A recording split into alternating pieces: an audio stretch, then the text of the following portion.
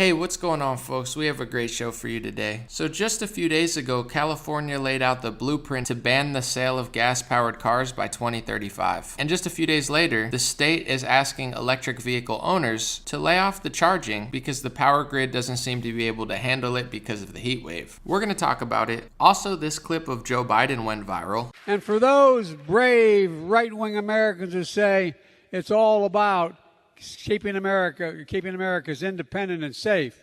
If you want to fight against the country, you need an F-15. You need something a little more than a gun.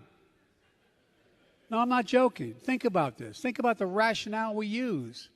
That's you. I found the perfect response from Thomas Massey, who also, by the way, said, air conditioning or electric cars, pick one. As I explained to Secretary Buttigieg a few weeks ago, the grid can't handle both at this point. And then the last story of the day is the FDA has approved the new booster shots for emergency use authorization. And the Wall Street Journal reported earlier last week that this decision was going to be made before human trials or human testing was completed. Fascinating stuff. It's going to be a great show today. Here's the opening video. So Californians were told not to charge electric cars days after gas car sales ban. On August 24th, they put out a plan to ban the sale of new gasoline-powered cars over the next couple decades. And on August 30th, California asked Californians to avoid charging electric vehicles due to electricity shortages. Do people really not get what's going on? And as far as clean energy goes, this is a lithium mine.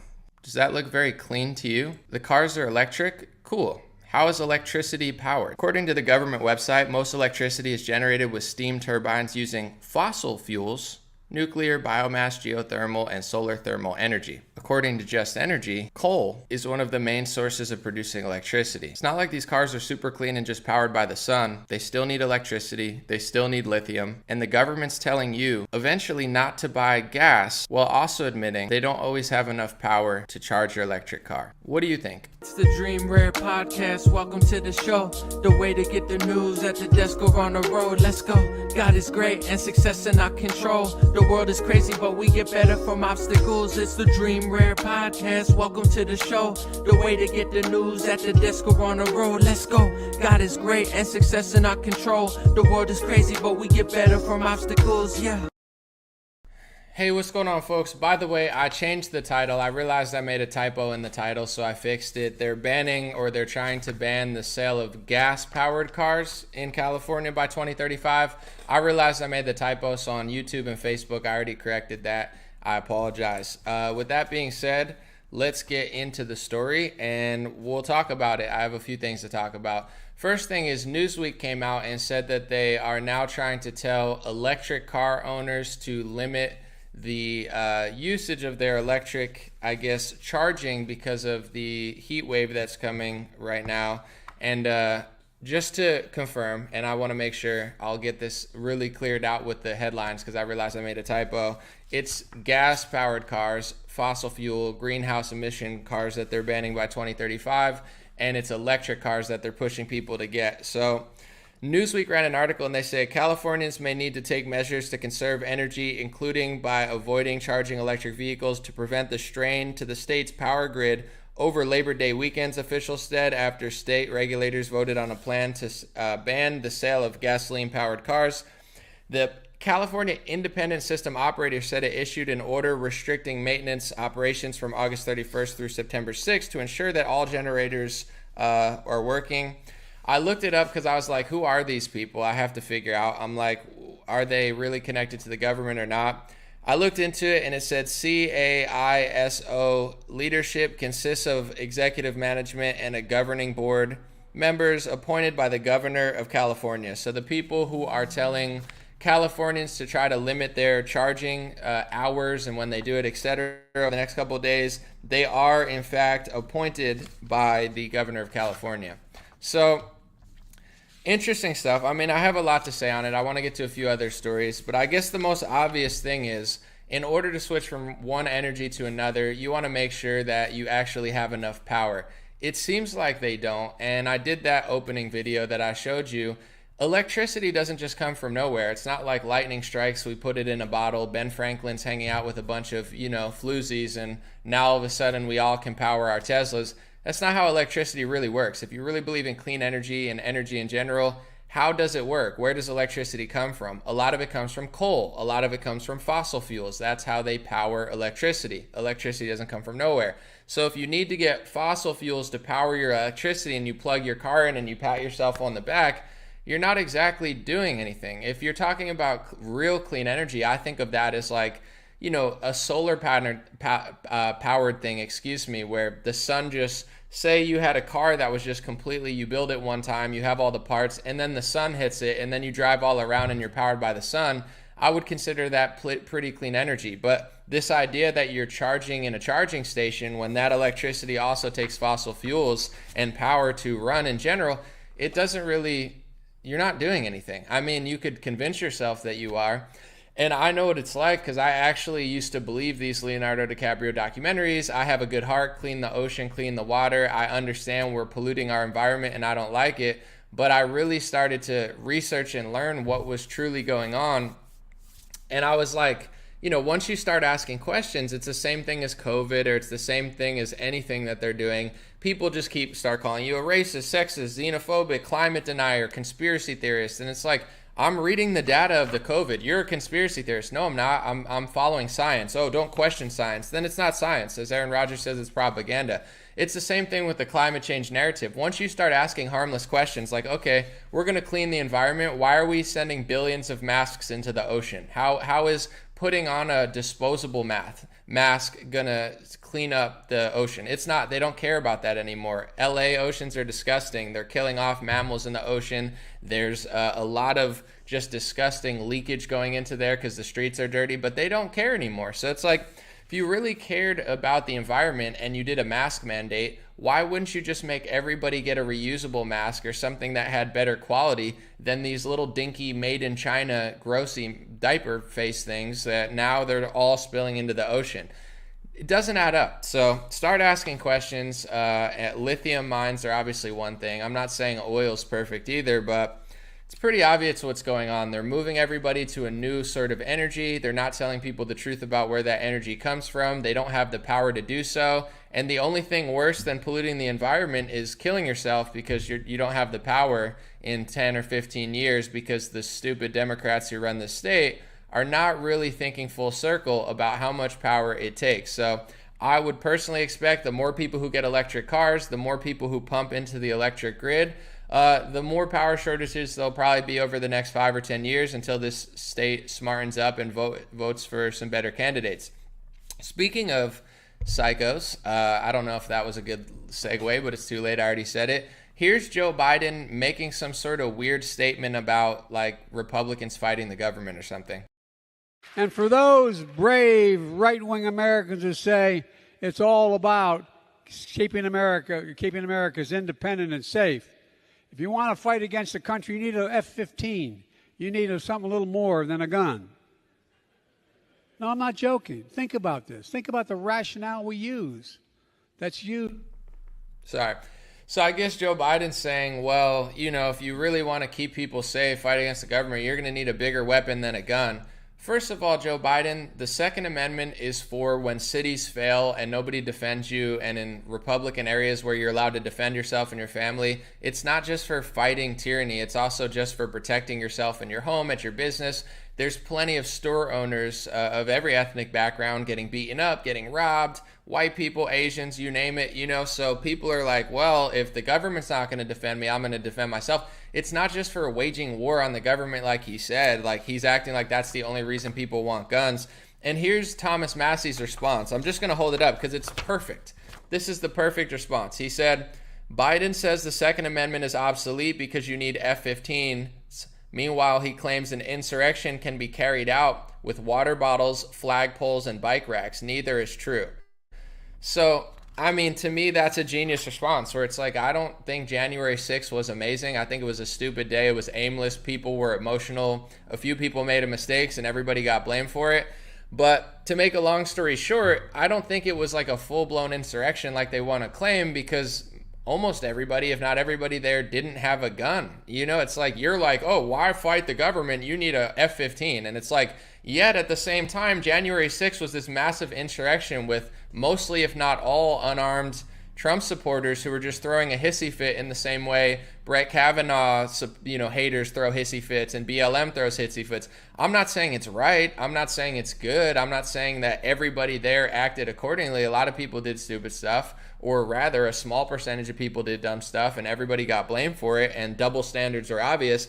But you're acting like the Second Amendment, the only reason to have it would be to wage war on the government, which that's not why people have guns, or certainly not the main couple reasons. I mean, I guess when the country was founded, obviously I think that was part of the shtick, was like, yeah, here's the Second Amendment. You can protect yourself. You could probably protect your farm, your property. And also it is a protection in the 1700s against tyrannical government. And in general, if everything breaks down, if they do some sort of lockdown and screw over everything, and say the cities went awry and they couldn't establish law and order and our country turned into, third world hellhole if it isn't already, and like literally the cops couldn't help you and the government couldn't, and no one could help you, then yeah, it's great to have a gun to defend yourself, because who knows if you're not, there's many reasons to have it. But in general, the fact that he's saying that you need F-15s to fight the government, kind of taunting Republicans, while simultaneously trying to push this narrative that Republicans were waging war on the government on January 6th, when pretty much everybody came there unarmed and just threw their hands in the air, something's not adding up. It's because they're constantly lying, they're constantly trying to steal your rights, and they're constantly trying to exaggerate and make things that Trump supporters did look worse, and then exaggerate and make things that Democrats did look better. The BLM riots were insane, billions of dollars of property damage, multiple people directly killed from looters, but nobody wants to talk about it. They just want to talk about January 6th for 20 years. So I'm just saying, if you want to talk about one, talk about the other, and stop finding NFL coaches who say the truth that everybody knows. Speaking of which, the FDA has granted emergency use authorization for Pfizer and Moderna's updated booster mRNA injections. What I find fascinating about that is this Wall Street Journal article that was placed a few days ago. It says latest COVID boosters are set to roll out before human testing completed. The Food and Drug Administration is expected to authorize new COVID-19 booster shots this week, without a staple of its normal decision-making process, data from a study showing whether the shots were safe and worked in humans. The shots, modified to target the latest versions of the Omicron variant, won't have a finished testing in human when the FDA makes its decisions. So the FDA is granting emergency use authorization for Pfizer and Moderna. Moderna suing Pfizer. The NIH is suing Moderna. They all want the money, and human trials and human testing is not completed yet for the new boosters that they're rolling out to the public. Fascinating stuff. They're just going to, I guess, beat each other up over who's making the tens of billions of dollars. And, it's just fascinating. I don't know really what is left to say. Congratulations to Pfizer and Moderna. Good luck on getting access to this billions upon trillions of dollars if you could keep this scheme rolling out for the next 20, 30 years. And, congratulations on your record profits or whatever. I want to play this clip of Jean-Pierre. I forget her name exactly. Karine Jean-Pierre, I think. She's saying that MAGA or Trump supporters are a threat to democracy. I just want to play this clip. The president thinks that there is an extremist threat to our democracy. The president has been clear as he can be on that particular piece when we talk about a democracy, when we talk about our freedoms. The way that he sees is the MAGA Republicans are the most energized part of the Republican Party. This is an extreme threat to our democracy, to our freedom, to our rights. So the people who vote for the other candidate than you are an extreme threat to the democracy, right? I don't even like what Trump's doing. I've said this, people cry all the time. I think he's unethical, completely fraudulent. At this point, I wouldn't even rule out that he's totally controlled opposition for Big Pharma, vaccine salesman. But still, people have the right to vote for him or whoever they want. That is actually a democracy. It's not a democracy when the Democrats stand on stage and say, if you disagree with me and you're one of the 80 people who voted the other way, included me, I voted for Trump, by the way, you're a threat to our democracy. Why is this important? And I'm going to point out things about the Republicans that people need to hear. In Ukraine, they tell you that it's a democracy in Ukraine. We're protecting democracy. This is why I've pointed this out. This is why I tell people to boo Ted Cruz and Rick Scott who send your money to Ukraine, because at this point, they're just controlled opposition sleazeballs who are just sending you to your own demise. So that's the democracy that Democrats and phony Republicans want in this country. There is no democracy in Ukraine. They banned 11 political parties. They have seized control of the media completely. They have seized assets from people that they consider pro-Russia. But at this point, disagreeing with Ukraine's foreign policy can be considered pro-Russia. You know, it's the same way they call you pro-Russian if you like Bernie Sanders or Donald Trump. It's like, if you disagree with their chosen candidate, they'll call you a foreign agent as well. So in Zelensky's Ukraine, they ban political parties and they just consolidate the media and seize assets from people they don't like. That's what they want for America. That's the democracy that they're protecting in Ukraine. So any Republican that tells you they're protecting freedom and democracy in Ukraine or Taiwan, but they can't do it here, they're completely full of crap. And that goes for Marsha Blackburn too, who acts like she's some sort of hero flying over to Taiwan, wearing a mask, supporting resolutions in 2021 to segregate and discriminate against unvaccinated people. That's what her and Ted Cruz did with their resolution. They can't even protect freedom here. They lose a bunch of freedom. They get a little bit of it back. They compromise our freedoms in America, but fly over to Taiwan and Ukraine and tell us how great they are. It's important to understand that when Jean-Claude Van Damme, now Karine Jean-Pierre, whatever her name is, when she says that MAGA Republicans are a threat to the democracy, that's their idea of democracy, is what they're doing in Ukraine and what they're defending there. Banning political parties, consolidating the media, and demonizing anybody who questions them. And I can't help but notice that she sounds exactly like somebody that I remember. Let's take a watch and then let's play that other clip. The president thinks that there is an extremist threat to our democracy. Does that sound familiar? Let's play it one more time and then I'm going to show you what I'm talking about. The president thinks that there is an extremist threat to our democracy.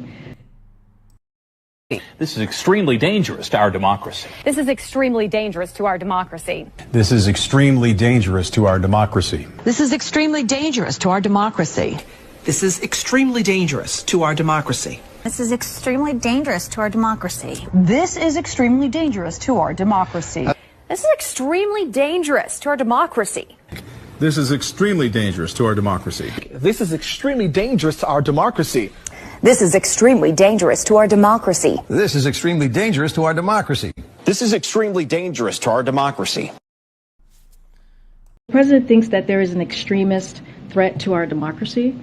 This is extremely dangerous to our democracy. The democracy we defend in Ukraine that bans 11 political parties and consolidates the media, and now we just write half the country off and say that they're a danger to our democracy because they don't vote for us. Oh yeah, that's really going to work out well. And by the way, a lot of those news stations that were parroting each other, they're right-wing news too.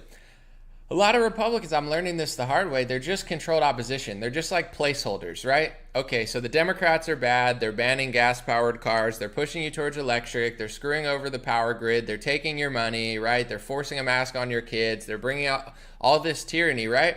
And here comes Ted Cruz in a cowboy hat who's going to save you, but then he gives tens of billions of dollars to Ukraine, and then he says he's defending democracy in Ukraine. Take note of any Republican or Democrat that says they're defending democracy in Ukraine. They're not. If they say that there, they're going to do it here. I can nearly guarantee it.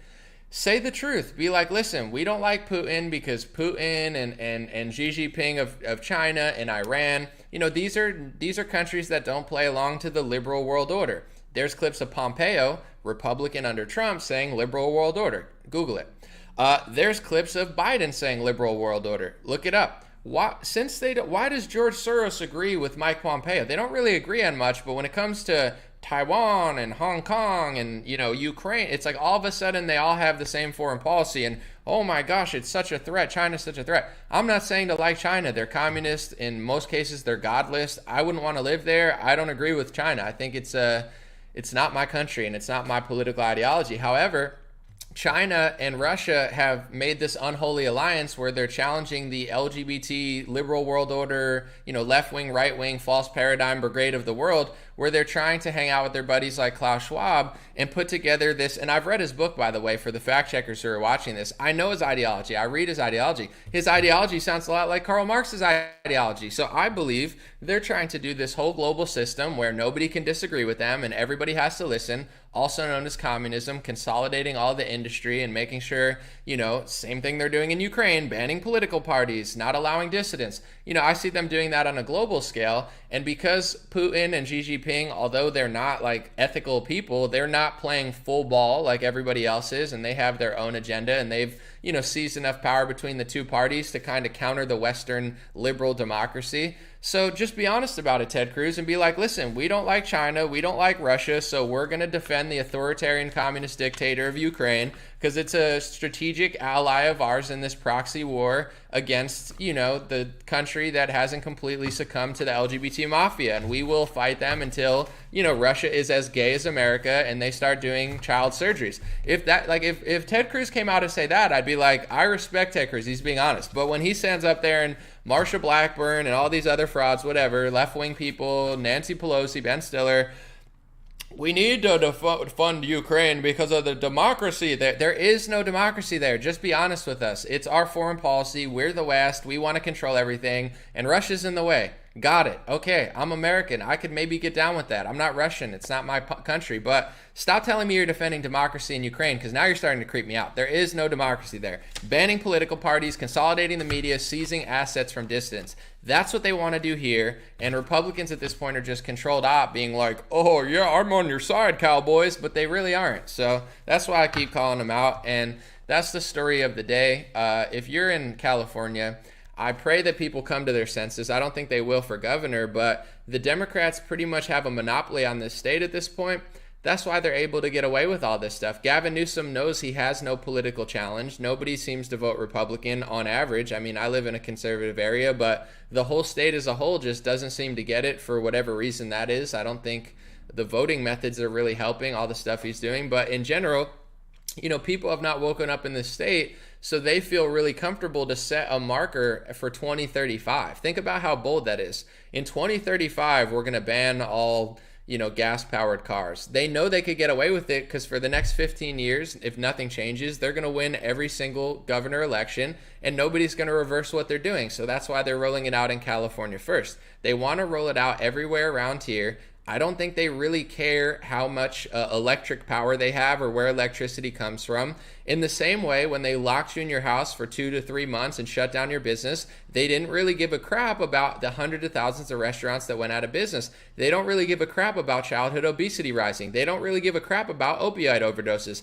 They don't really give a crap about injection side effects and injuries because they have no liability for them under the PrEP Act. They don't care about the collateral damage of what they're doing or if it even works at all. None of that is of interest of them. They have an agenda. They have a plan, and they're rolling out that plan, whether it means rolling blackouts, brownouts, electricity grid shortages, people not having stuff, people getting fatter, people dying of fentanyl and opioids. They're not really interested in that, and they make it so obvious that they're not interested.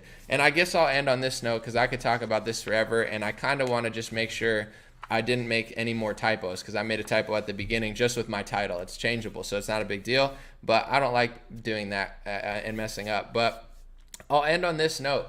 If you respect yourself, politicians have to respect you. But at this point, people don't respect themselves enough to care about these sort of issues. So even though Gavin Newsom, he locked people in and said, you can't go places and this is the new law, like an insane dictator. He's hanging out at the French Laundry lobbyist meeting because he's more important than you. He's important. He's the governor. He meets with billionaires and millionaires who decide health policy. Okay. So, he showed you that and people still vote for him. This state on average, not everybody, but on average doesn't respect themselves. So the politicians aren't going to respect you. On the Republican Party, obviously the Republicans are better than the Democrats, but the number one candidate on the Republican Party is a vaccine salesman who nobody wants to ask any tough questions to, and he runs around the country just playing controlled opposition for Big Pharma, telling you how great the mRNA shots are and how he's so proud of them.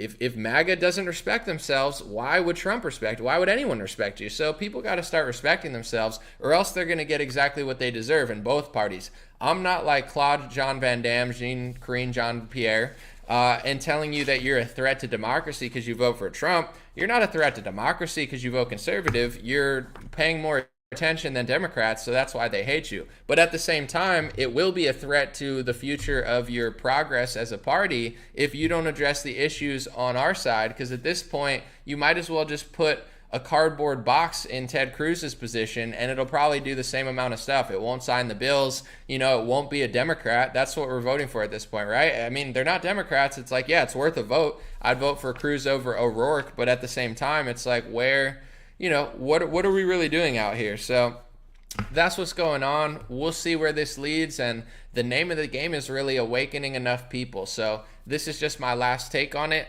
A lot of people, when it comes to oil and gas, the environmentalists have been duped because they think that they're saving the planet. So I know, because I used to think that. How do you get through to them? Explain to them what's really going on. Like, the oceans are not being cleaned to the extent you think they are. LA is a disaster, so homelessness is also a threat to not only just obvious public safety, but it's also a threat to the ocean. So if you're really an environmentalist, it's not cool to just get drunk and, cry in the streets and say you want the homeless to be there, because all of the shit that they're doing on the streets is going into the drains and it's going out into the oceans. So you can't be an environmentalist and then support homelessness. This will get through to people more than just sounding like you have no compassion. And when it comes to electricity, I mean, it's powered by coal at this point. That's one of the it's a fossil fuel. It doesn't come from like lightning, in Ben Franklin's kite. It comes from a lot of power, and a lot of it at this point is done by coal. So you're plugging it in. And also, if you don't, as much as you hate all this stuff, like if you're not living in the woods, then you're somewhat of a hypocrite, like all of us, because you're using energy. How do you think the Uber driver gets to your house? How do you think they make the food? How do you think you plug stuff in? You go to bed, your air conditioning comes on. How do you think all this stuff works? So it's like, are you anti-human? Do you just want to die or something? You need to make sure that you have the power that you think you have to compensate for what you're kicking out the door, or else you're going to starve or melt or freeze in the winter, wherever you live in a hot or cold region. So people really got to pay attention, because the people running the world have shown you they don't care about you. When they locked you inside, they didn't care if you got fatter. They didn't care if you got depressed. They're not talking about the tens of thousands of people who committed suicide or overdose because they lost everything. They don't care about you. They've shown you their hands. They don't care about the collateral damage to everything they're doing. They don't care if they're doing more damage than good. They'll never admit it. They'll only target you if you wake up. So we have a decade to really figure this stuff out. And I think there are a lot of people who are getting it. But, it's important for us who do know what's going on to try to figure out like logical and even in some cases like emotionally stimulating ways to explain this to people. And I think the best way to do that is by being as accurate and truthful as you could possibly be, and not just being like, screw your electric, I'm gonna do this. Like, it's like, you can say that, you have every right as an American, but really on the news analysis side and people who are influencers that are putting out content, try to really explain it to people, because there are a lot of good-hearted environmentalists who have been duped. I used to be one of them. So get to the point, explain it, show evidence, and be like, listen, you're not really saving the planet with what you're doing. In fact, you might actually screw yourself and your family over in the long run. Because California, if people don't wake up in this state,